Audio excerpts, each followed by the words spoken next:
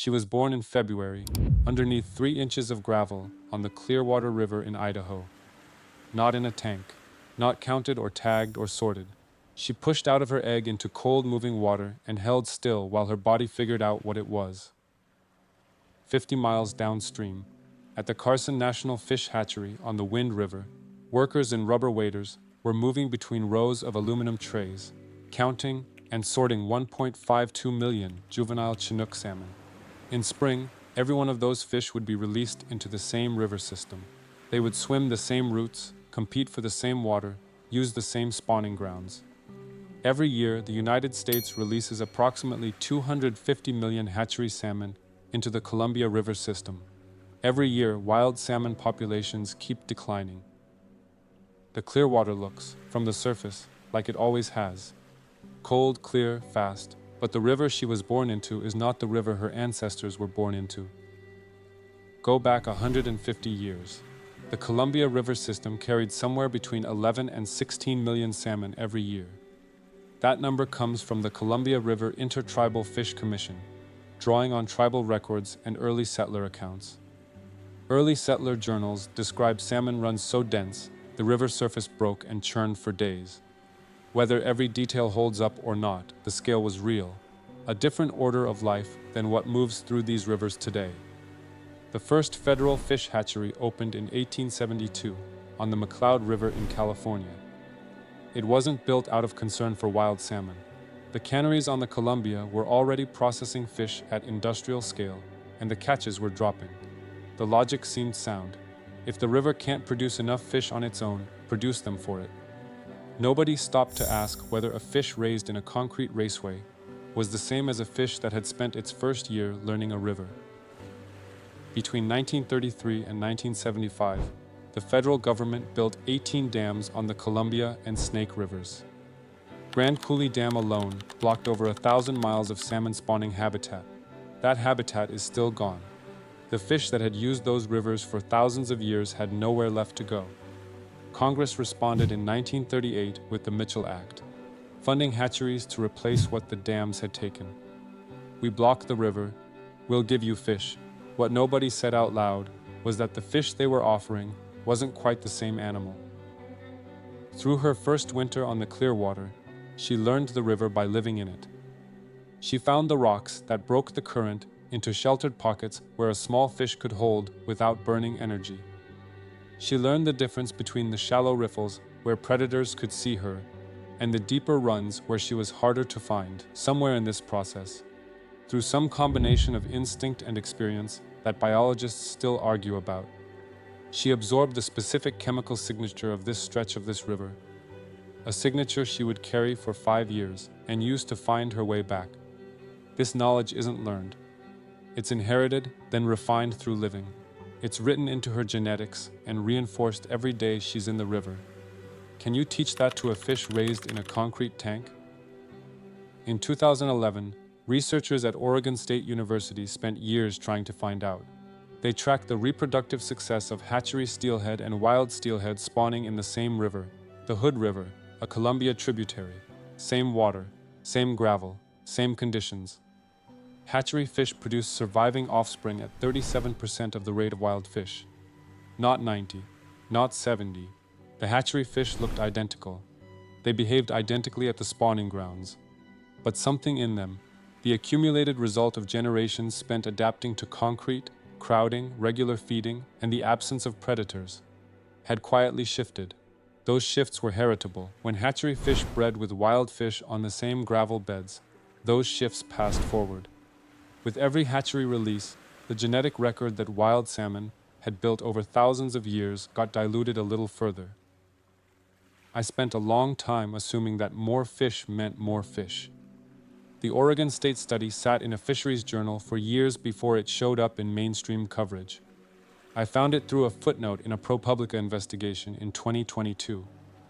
By then, the hatcheries had been running on the original logic for over 80 years. The figure that stayed with me wasn't the 37%. It was the 80 years. In spring, when the snowmelt pushed the Clearwater higher and colder, something changed in her body. The change was chemical, seasonal, and old. She turned downstream. She was not alone. Millions of juvenile salmon were moving toward the Pacific that spring, wild fish like her, and hatchery fish by the hundreds of millions, all funneling into the same river system. From above, it would have looked like abundance. In 2012, a team at UC Santa Cruz published a paper called Hatchery Fish Mask the Decline of Wild Salmon Populations. Official salmon counts, the numbers used to determine whether recovery programs are working, did not separate hatchery fish from wild fish. Both were counted together. The totals looked stable, sometimes encouraging. But when researchers pulled the two populations apart, the wild fish were in free fall. The instrument measuring recovery was contaminated by the very thing it was supposed to be fixing. Some researchers push back on this framing. Certain hatchery programs, they argue, have genuinely stabilized specific runs, and removing them without first restoring habitat would make things worse. The data does vary across populations, but between 2014 and 2018, NOAA tracked 8 Columbia River Basin hatchery salmon populations against the agency's own benchmark, 4% of released juveniles returning as adults. Not one of the 8 reached it. The federal government had spent more than $2.2 billion on the hatchery program over the previous 20 years. The cost per returning adult, between $250 and $650 per fish. By 2025, 13 Columbia Basin salmon populations were listed as threatened or endangered. There's a reason the funding continued anyway. A hatchery employs people. It supplies fish to commercial fleets, tribal fisheries, recreational anglers. It generates economic activity and political capital. When ProPublica documented the gap between spending and results in 2022, federal officials didn't dispute the numbers. They pointed out that hatcheries served multiple purposes beyond recovery. That's true. It's also why recovery never becomes the only number that matters. In 1855, 4 tribes of the Columbia River Basin, the Nez Perce, the Yakima, the Umatilla, and the Warm Springs, signed treaties with the United States government. The government wanted land, millions of acres. The tribes gave it. In exchange, they received the right to fish at all their usual and accustomed places, in common with citizens of the territory. The salmon was not a detail in those treaties. It was the entire point. While those treaties were being signed on the riverbank, her ancestors were somewhere in the Pacific. They didn't know about the agreements being made in their name. They just kept returning to the rivers they were born in, the way they always had. Those treaties were never repealed. They are still in force. When the dams blocked the spawning grounds and the runs collapsed, the Mitchell Act was presented partly as the government making good on its promise. Hatcheries would replace what the dams had taken. The tribes accepted this because there was nothing else to accept. What came back was not what was promised. Coho salmon in the Snake River went extinct in 1986. Snake River sockeye were listed as endangered in 1991. By 2005, tribal gross sales from salmon fishing on the Columbia totaled $700,000, in a watershed where tens of millions of fish had once run annually.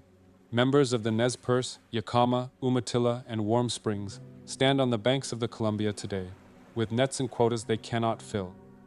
The people most affected by the collapse of wild salmon are also, in many cases, among the hatchery system's operators and defenders. Tribal hatcheries run throughout the Columbia system. The tribes are not against hatcheries. At current wild run levels, they have no alternative. The hatchery is simultaneously the evidence of what was lost and the only available substitute for it. 5 years after she left, she turned back toward the coast. She navigated by the Earth's magnetic field across open ocean.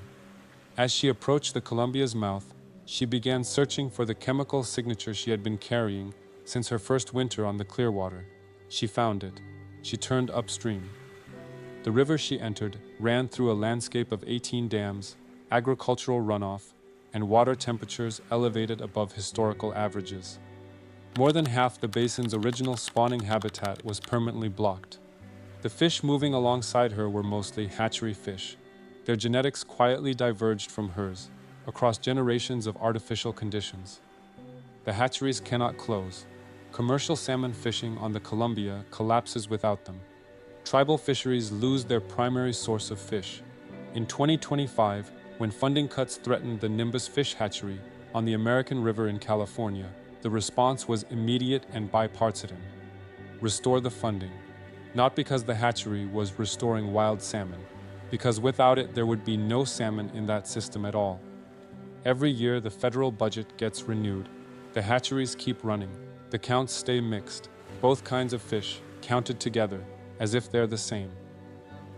She was past the last dam. The water narrowed. She was in the Snake, then the Clearwater.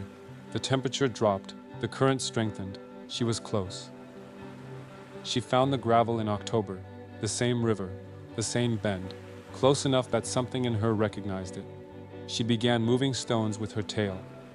The water temperature was above the historical average for that time of year, elevated by weeks of unusual heat upstream. She had navigated 3,000 miles of open ocean. She had found the exact chemical signature of her home river out of the entire Pacific. She stopped moving gravel. She held in the current for a while. Then she was gone.